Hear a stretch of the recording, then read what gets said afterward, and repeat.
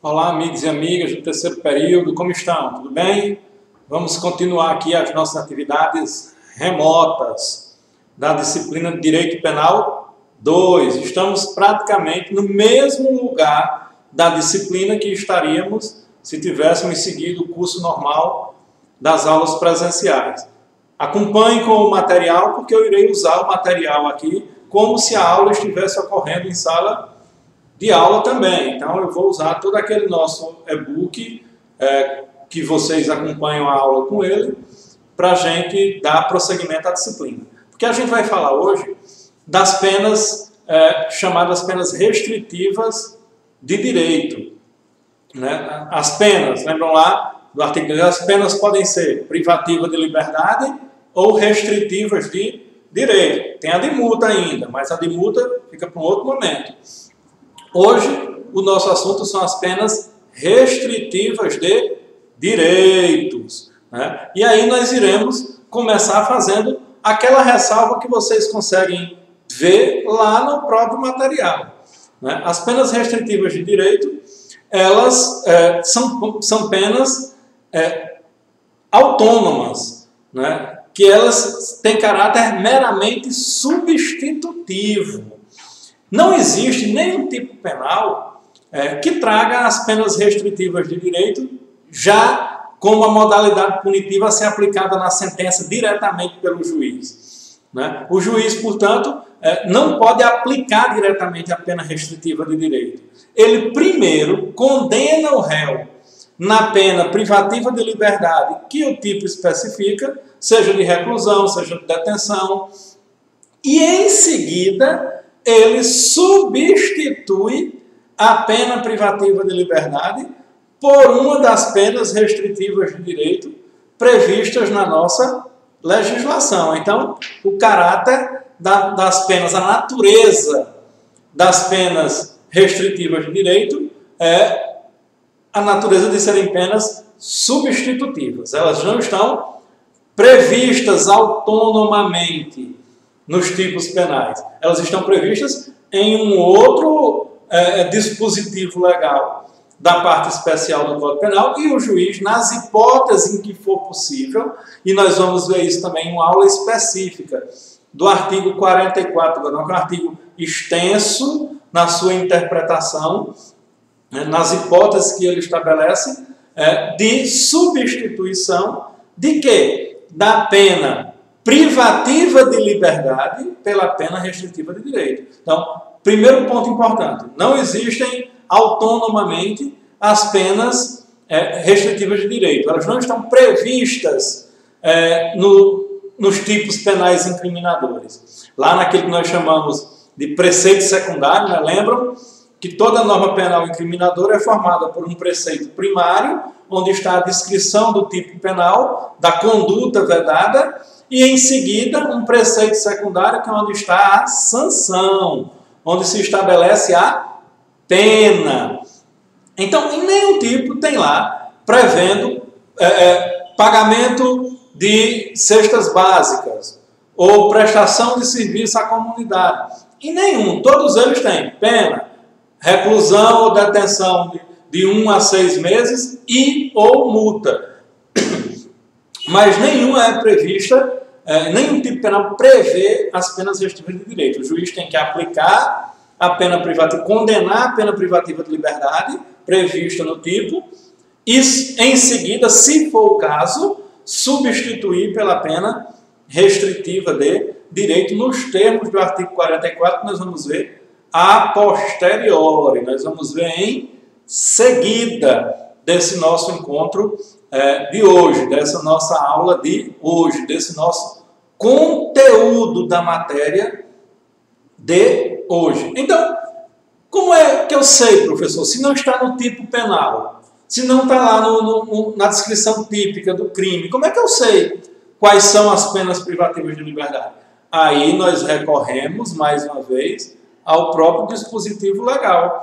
Lá no artigo 43 do Código Penal está dito: as penas restritivas de direito são prestação pecuniária, perda de bens e valores, prestação de serviço à comunidade ou a entidades públicas, interdição temporária, olha o termo, interdição temporária de direitos e limitação de final de semana. Essas são as hipóteses e elas são, esse rol do artigo 43 é um rol taxativo, não é um rol exemplificativo. O juiz não pode inventar uma pena restritiva de direito. Não, eu vou aplicar pena restritiva de direito aqui de mandar o cara ficar saindo na rua de macacão vermelho com o nome atrás pinchador. Esse tipo de pena não existe. Não há pena, não há crime sem lei anterior que o defina, nem pena sem prévia culminação legal. Artigo 1º do Código Penal. Se não houver a prévia culminação legal da pena, o juiz não pode inovar na modalidade punitiva. Perfeito? Chegamos aí nesse ponto tranquilos?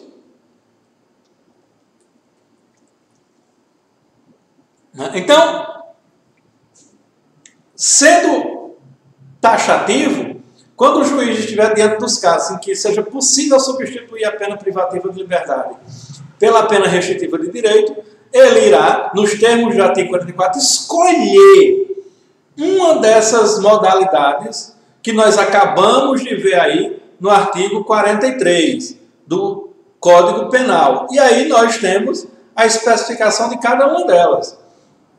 A primeira dessas formas de pena restritiva de direito é uma cumulação, é uma combinação do inciso 1º do artigo 43 e os parágrafos 1º e 2º do artigo 45, todos do Código Penal. Então, qual é a primeira modalidade de prestação pecuniária? É o pagamento de dinheiro à vítima. E, se for o caso, a seus dependentes ou entidade pública ou privada com destinação social. E aí o juiz vai fixar a importância dessa condenação, que não pode ser inferior a um salário mínimo, nem superior a 300 vezes o salário mínimo vigente. Quando nós chegarmos lá em pena de multa, que é também o nosso próximo assunto, depois daqui, no artigo 44, depois do artigo 44, pena de multa. Por quê? Porque a pena de multa é autônoma, ela não é substitutiva. Ela está prevista lá no tipo penal. Alguns crimes dizem pena de 1 a 6 anos ou multa. Então, o juiz pode aplicar diretamente a multa, mas ele não pode aplicar diretamente a pena restritiva de direito, inclusive a pena restritiva de direito de prestação pecuniária, que é essa que a gente está tratando aqui. Por quê? Qual é a diferença, professor? É porque a pena de multa não é paga à vítima nem aos seus dependentes. Essa é uma diferença fundamental. Mas nós também temos, nos casos de condenação em ação de reparação civil ou execução civil da sentença condenatória penal transitada em julgado, deverá ser descontado o valor referente à prestação pecuniária. Aí eu acho que a gente precisa agora fazer uma explicação mais clara sobre isso aí. Veja.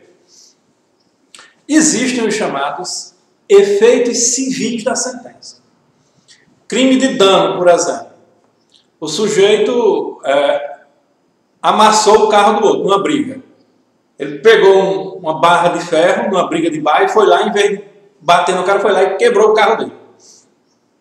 Cometeu o crime de dano. E aí o que é que vai acontecer? Ele vai ser processado, julgado e, caso seja condenado, além da pena privativa de liberdade que ele vai ter que cumprir, o juiz também, na sentença penal condenatória, poderá determinar como efeito da sentença a reparação civil do dano. Então, é um efeito da própria condenação. Não é a pena restritiva de direito de pagamento de valores à vítima. Se tiver havido isso, Se o sujeito tiver sido condenado nessas circunstâncias e teve reparação civil dos danos na sentença, isso será descontado do valor a ser pago na pena restritiva de direito. Compreenderam? É isso aqui que a gente acabou de ver. Em caso de condenação em ação de reparação civil, a pena, aquilo que foi pago, deverá ser descontado da prestação pecuniária. Por quê? Porque se não for descontado, nós estaremos diante daquele famoso instituto conhecido por todos vocês aí, que é o chamado bis in idem, a proibição do bis in idem, de modo que o agente não vai poder responder duas vezes pelo crime que ele cometeu. Ele não pode ser punido duas vezes pela mesma circunstância. Então, o juiz terá, portanto, que descontar o que foi pago na prestação pecuniária, na reparação civil dos danos, desculpem, do que resta a ser pago na prestação pecuniária. Ficou claro agora? Beleza. Então, eu quero só chamar a atenção de vocês a um ponto muito importante. A chamada Lei Maria da Penha, a Lei 11.340 de 2006, ela, no seu artigo 17, veda a substituição da pena privativa de liberdade pela pena de prestação pecuniária, ou pela doação de cestas básicas, ou pelo pagamento isolado de multa. Significa que o artigo 43 do Código Penal tem uma limitação. Se o crime que foi cometido foi um crime de violência doméstica e familiar, neste caso específico, não poderá, ainda que seja uma daquelas hipóteses do artigo 44 de autorização de substituição, o juiz não poderá substituir a pena. A pena deverá ser a pena do tipo penal específico, do tipo penal que o réu, ao qual o réu foi efetivamente condenado. Beleza? Nos casos de Lei Maria da Penha, não se aplica a substituição da pena por pagamento pecuniário à vítima, cestas básicas, prestação de serviço à comunidade, etc. Há uma vedação legal. Artigo 17 da Lei 11.340/2006, Lei Maria da Penha. E aí nós temos a pena de perda de bens e valores. Também artigo 43, inciso 2º, cumulado com o artigo 45, parágrafo 3º. Qual é a diferença da perda de bens e valores para a prestação pecuniária? Está aqui, ó, porque aqui o confisco é em favor do Fundo Penitenciário Nacional e não em favor da vítima. Poderá acontecer isso ser em favor da vítima? Sim, nos casos do artigo 91 aqui do Código Penal. Os bens e valores poderão ser destinados com preferência ao lesado ou ao terceiro de boa fé, num caso de negócio jurídico fraudulento, por exemplo, envolvendo um estelionato. Aí o produto do crime é recuperado pela polícia, é decretada a perda desses bens ou desses valores do criminoso e os valores em regra vão para o Fundo Penitenciário Nacional. Mas se houverem terceiros lesados, identificados no processo, capazes de ser identificados, e de se ter a mensuração do valor no qual eles foram lesados, ou na coisa na qual eles foram lesados, aí o juiz poderá determinar a perda de bens e valores em favor do lesado, em favor dos terceiros de boa fé. Tranquilo? Tudo compreendido até agora? Então vamos lá.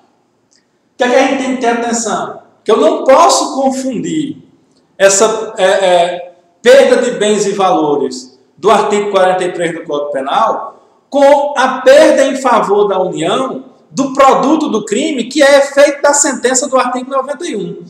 Nós vamos ver que na condenação criminal, um dos efeitos da condenação é a perda de bens e valores. Mas aí não é modalidade punitiva prevista no tipo penal. Aí é um efeito da condenação. Lá no artigo 43 existe a aplicação de uma modalidade punitiva específica. Não confunda, são duas hipóteses em que o agente pode ter decretado a perda do bem. Lá nos casos da aplicação da pena direta de perda de bens e valores, ou como efeito da sentença, e aí nesse caso ele pode estar condenado à pena privativa de liberdade, e cumprir a pena privativa de liberdade, e ainda assim ter decretado a sua perda de bens e valores em favor da União, ou de terceiros lesados, se houver a comprovação dessa lesão e a identificação dos lesados. Tranquilo? Segue o baile. Prestação de serviço à comunidade, que é a atribuição de tarefas ao condenado. Deixa eu fazer um ajuste aqui rapidinho.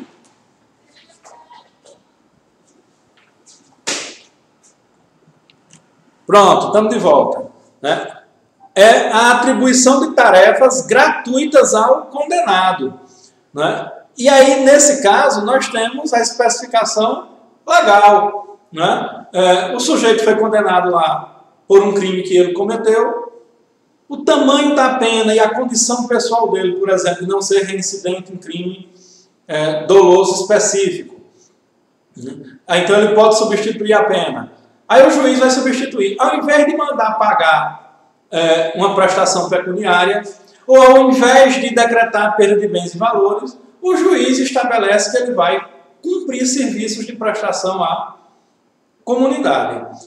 E aí nós temos regras próprias para isso. Nós vamos ver que a LEP é que estabelece essas regras. Agora, o que é que a gente tem que ter de antemão certo? É que isso deve ser feito em atividades de interesse social, coletivo, entidades de assistência, hospitais, escolas, orfanatos, etc., e devem guardar relação com as aptidões do condenado. Não adianta você mandar para um hospital de campanha, por exemplo, agora. Imagine que agora, nessa nossa crise do Covid-19, você pegue um mecânico, um excelente mecânico que foi condenado por um delito e mande ele ir atuar num hospital de campanha, atendendo, ajudando no atendimento de paciente. Ele não tem aptidão para isso. Vai ser inútil, essa modalidade punitiva. De modo que deve-se guardar a relação entre a pena entre as habilidades do condenado e a prestação de serviço que ele será determinado a cumprir por força da imposição da sentença condenatória do juiz. E aí, interessante isso aqui, gente. A pena deve ser cumprida na razão de 1 hora de trabalho por dia de condenação. Como ele foi condenado a 6 meses. Aí você calcula, 6 meses corresponde a quanto dia? 180 dias, 183 dias, digamos assim.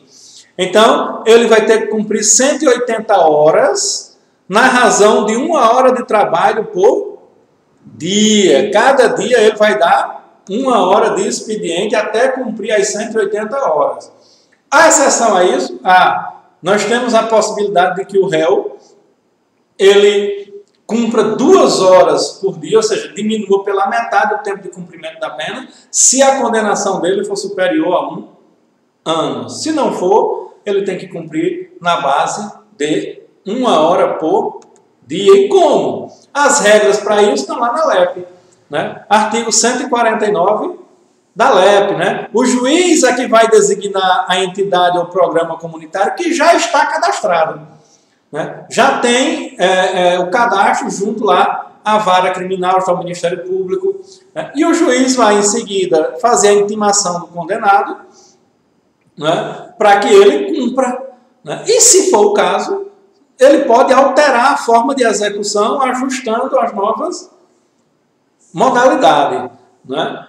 E o trabalho, ó, duração de 8 horas semanais, e será realizado aos sábados, domingos e feriados, ou em dias úteis, de modo a não prejudicar a jornada normal de trabalho nos horários estabelecidos pelo juiz. Então, o apenado, geralmente, ele tem já uma atividade, ou educacional, ou uma atividade trabalhista. Ele tem um trabalho, uma ocupação. Ele vai cumprir a pena no horário que não se choque com esse horário dele. Lembrem-se que a função da pena não é dissocializar, a função da pena é ressocializar.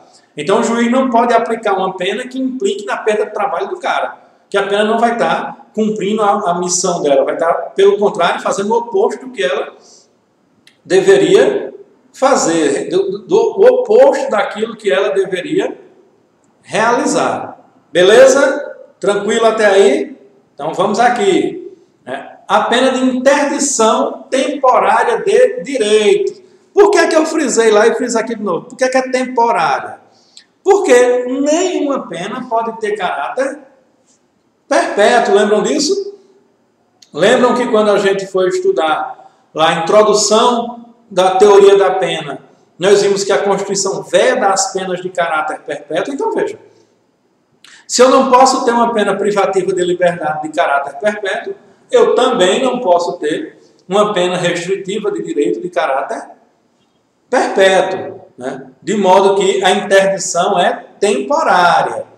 E quais são essas modalidades? Por exemplo, a proibição do exercício de cargo, função ou atividade pública, bem como de mandato eletivo. O juiz poderá determinar na sentença que o agente não exerça a atividade pública que ele estava exercendo. Ele substituiu a pena privativa de liberdade por a restrição do exercício do cargo ou do exercício do mandato eletivo, né? Da função pública que o agente exercia. Nós temos também a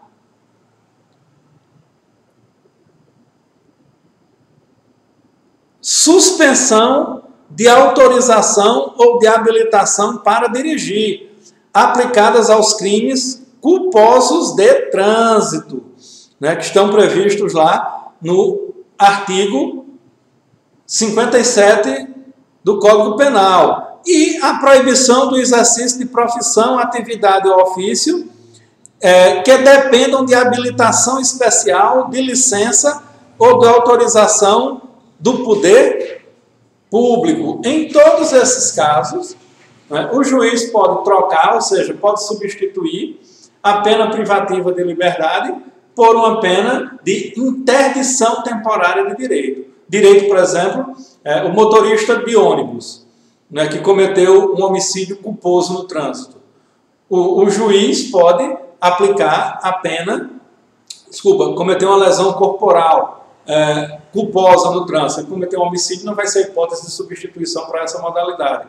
Mas se ele cometeu uma lesão corporal de natureza leve, culposa no trânsito, vai caber a substituição da pena. E aí o juiz pode substituir a pena pela proibição de ele exercer a profissão dele. Por quê? Porque depende da autorização da carteira especial, né? E aí o juiz suspende aquela habilitação e ele, portanto, não vai poder exercer aquela sua atividade laboral. Compreenderam isso? Está tranquilo? Né? E aí a gente tem que ter atenção, né, nessa mudança do Código de Trânsito, porque aí nós temos um conflito aparente de normas.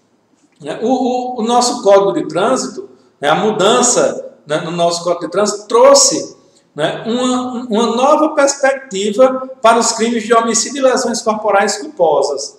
Né? Por quê? Porque estabeleceu penas específicas para isso e penas que confrontam com as que estão no inciso 3º do artigo 47 do nosso Código Penal. Então, o que é que o juiz vai fazer né, diante dessa circunstância. Por quê? Porque a pena estabelecida pelo Código Penal é uma e a pena estabelecida pelo Código de Trânsito é outra. Aqui, ó, vamos lá, vamos conferir. Está aqui, ó, artigo 47 do Código Penal diz, né, para os crimes cometidos no trânsito, né, suspensão de autorização ou de habilitação para dirigir veículo. Né. O artigo 57 diz, a pena de interdição prevista no inciso 3º do artigo 47, está aqui, ó, inciso 3º do artigo 47, aplica-se aos crimes culposos de trânsito. Né. Isso é o que diz o nosso Código Penal, ou seja, se o cara cometeu um crime culposo no trânsito, de menor potencial ofensivo, então ele vai ter como pena a suspensão ou autorização do direito de dirigir. É isso que diz o Código Penal. Está claro, não está? Qual é a dúvida de que o Código Penal diz isso? Conquanto o Código de Trânsito diz outra coisa. Não é? Ele diz lá, praticar homicídio culposo na direção de veículo automotor, pena, detenção de 2 a 4 anos e suspensão ou proibição de se obter permissão ou habilitação para dirigir veículo automotor. Né? Praticar lesão corporal culposa na direção de veículo, pena, detenção de 6 meses a 2 anos e suspensão ou proibição de se obter a permissão de habilitação para dirigir, conduzir veículo automotor com capacidade psicomotora alterada em razão da influência de álcool ou outra substância psicoativa que determine dependência, pena, detenção de 6 meses a 3 anos e multa e suspensão da proibição do direito de dirigir. Percebem que o Código Penal diz uma coisa e o Código de Trânsito diz outra? Nós estamos aí diante de um conflito aparente de normas. Né? E, portanto, se há duas normas que aparentemente se aplicam ao mesmo caso, eu vou aí para os princípios de resolução desse conflito e vou chegar logo aí no princípio da especialidade. Né? O Código de Trânsito é uma norma mais específica para o caso do que o Código Penal. Né? Então, nós temos aí a ideia de que está tacitamente revogado essa determinação do Código Penal e que, nesse caso de crimes praticados no trânsito, prevalece a determinação do Código de Trânsito, Código Brasileiro de Trânsito, né? Que é a norma mais específica para o caso. E aí, nós temos uma outra modalidade inserida, né, recentemente na legislação, pelo menos recentemente, eu digo posterior à norma do artigo 43 do Código Penal, né, que é o delito do artigo 311-A, utilizar ou divulgar com o fim de beneficiar-se ou outrem, ou de comprometer a credibilidade do certame, conteúdo sigiloso de concurso público, avaliação ou exame público, processo seletivo para ingresso no ensino superior, ou exame ou processo seletivo previsto em lei. Pena, reclusão de 1 a 4 anos e multa. Né? A gente sabe que há muitas denúncias aí de gente fraudando os concursos públicos, os vestibulares, o Enem para entrar nas vagas de concursos públicos, nas vagas das universidades públicas. Se isso acontecer, nós teremos esse tipo penal, que prevê uma pena, mas ele também aplica uma pena restritiva de direito, que é a impossibilidade do sujeito que foi condenado por esse crime participar de novos concursos públicos, de novos certames públicos, de novas seleções públicas durante um determinado tempo que vai ser definido pelo juiz do caso concreto. Né? Então, prestem atenção a essa modalidade que não está prevista lá no artigo 43, mas que foi definida a posteriori por uma nova norma penal. Para a gente se encaminhar para o fim, né, outra modalidade das penas restritivas de direito é a proibição de frequentar determinados lugares.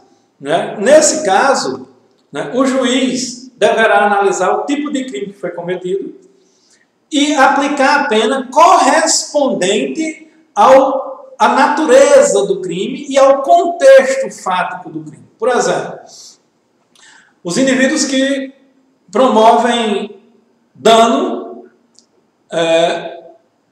ou briga generalizada de torcida em campo de futebol, em estádio de futebol. O juiz vai aplicar essa pena, né, restritiva de direito de proibição de frequentar determinados lugares. Qual é o lugar que ele vai impedir? Evidentemente, o lugar que tem a ver com o crime que foi cometido.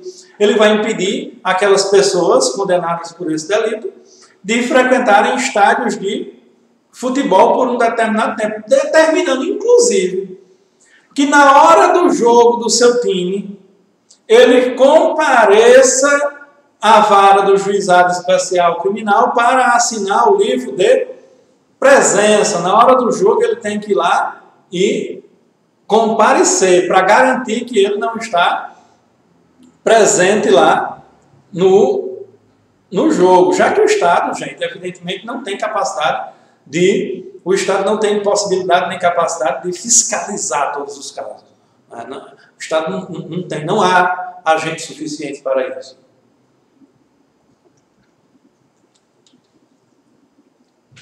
E se o sujeito não cumprir essa proibição de frequentar determinados lugares, o juiz pode converter a pena restritiva de direito em pena privativa de liberdade, como vocês podem e devem estar acompanhando aí no material de vocês, né? E por fim nós temos a limitação de final de semana, né? Que nada mais é do que a obrigação de permanecer aos sábados e domingos por 5 horas diárias em casa de albergado ou outro estabelecimento adequado, podendo ser ministrado aos condenados durante essa permanência cursos e palestras ou atribuídas a estes atividades educativas.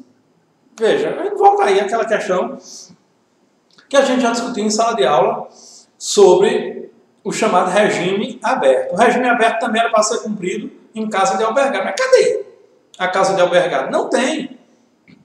Não tendo a casa de albergado, essa limitação da semana é domiciliar. Ah, professor, mas só 5 horas? É muito pouco. Sim, boy. Mas como é que tu prova que está em casa, passou 5 horas ininterruptas em casa? Tu está com a pena dessa. Se me pergunta, meu irmão, não saia sábado e domingo. É melhor você não sair. Porque se você se envolver em qualquer imbróglio, em qualquer situação de conflito, porque na rua você está exposto a tudo. Você sai de bicicleta e bate numa pessoa. Ou vê um carro e bate em você. Não saia. Por quê? Porque se você sair, como é que você prova que passou 5 horas em casa? A presunção da autoridade é que você vai estar descumprindo o mandamento de ficar 5 horas consecutivas em casa. Então, é melhor não sair. É melhor ficar em casa, cumprindo a sua pena de limitação de final de semana em casa. Imagina aí, se nós tivéssemos esse privilégio hoje de só ficar limitado o final de semana. Estamos limitados a semana inteira. Nós estamos limitados a meses, por uma norma excepcional, por uma situação excepcional. Se a gente fosse estudar aquelas normas penais, não se trataria de uma norma temporária, com determinação da data de início e determinação da data de fim. Se trataria de uma norma penal excepcional, porque é relativa a uma situação que nós não sabemos o quanto vai durar. Então, a nossa determinação de isolamento, de quarentena, ela permanecerá até que a situação da pandemia esteja controlada. Nós não sabemos quanto tempo nós vamos ficar ainda nessa situação. Limitação do final de semana, então, é uma modalidade branda de punição, mas prevista e permitida em lei e, portanto, legal e legítima. E mais ainda, desejável que seja aplicada para os casos, para os delitos de menor potencial ofensivo, onde o grau de reprovabilidade e de ofensividade foi o mínimo, aplica-se a pena no seu menor patamar. né? Beccaria já nos dizia isso. Né? A pena mais eficaz, mais eficiente e a mais desejável é aquela que não deixa de cumprir a obrigação de aplicação da lei penal, mas a que causa o menor, impinge o menor sofrimento, o menor isolamento ao apenado. Né? Porque a função da pena não é tirar a dignidade da pessoa humana. Né? Não é segregar o indivíduo humano das relações humanas, do convívio social, principalmente quando o crime é de menor potencial ofensivo, mas sim de dar-lhe uma retroemenda que seja preventiva, punitiva e preventiva ao mesmo tempo, né? Que sirva de alerta para que ele não volte a cometer aquela conduta, né? Mas que lhe dê a possibilidade de continuar o seu convívio em sociedade, já que o seu crime não foi violento contra a vida, contra a pessoa, não causou danos reais à coletividade ou aos indivíduos. Beleza, gente? Porque aí, em seguida, nós teríamos o artigo 44, que exige uma aula específica para ele, porque existem muitos detalhes, é ele que nos determina como nós vamos fazer a substituição das penas.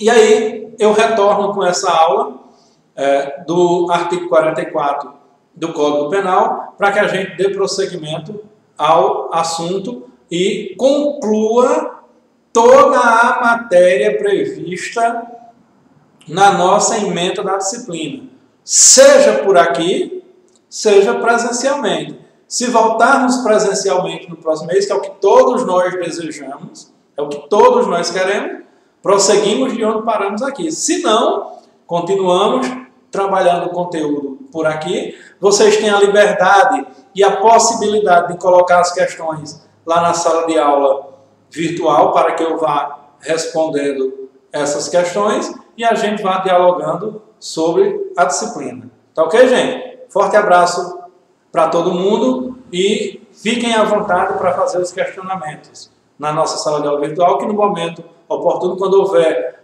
uma consolidação nas perguntas, eu responderei e a gente pode fazer, inclusive, um fórum discursivo lá na nossa sala de aula virtual sobre os pontos que não ficaram claros da nossa matéria. Certo? Próximos passos, artigo 44 do Código Penal e pena de multa.